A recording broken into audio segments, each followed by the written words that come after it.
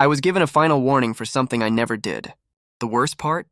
The evidence against me was completely real. It started when money went missing from a locked cash office. Not a lot. Just enough for management to launch an investigation. A week later, I was called into a meeting. My manager slid a report across the table. According to the records, I was the last person to enter the room before the money disappeared. I laughed. I genuinely thought there'd been some kind of mistake.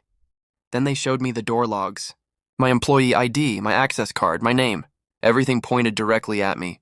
I told them I hadn't even been near the room. Nobody believed me. Why would they?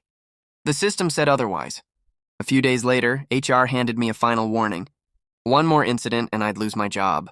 For weeks, people treated me differently. Some coworkers stopped talking to me completely. Others assumed I was guilty.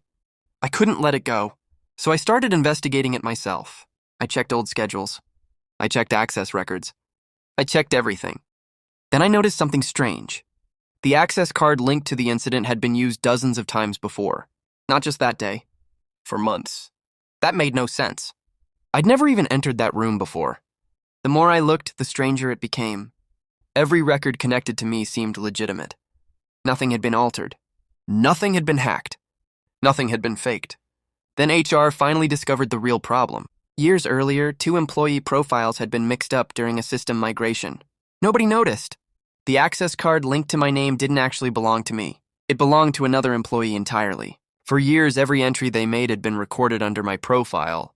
The evidence wasn't wrong. The system wasn't hacked. The logs weren't fake. They were simply attached to the wrong person.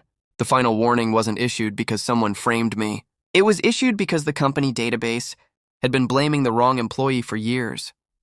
The warning was removed immediately, and the person responsible for the missing money wasn't a mastermind.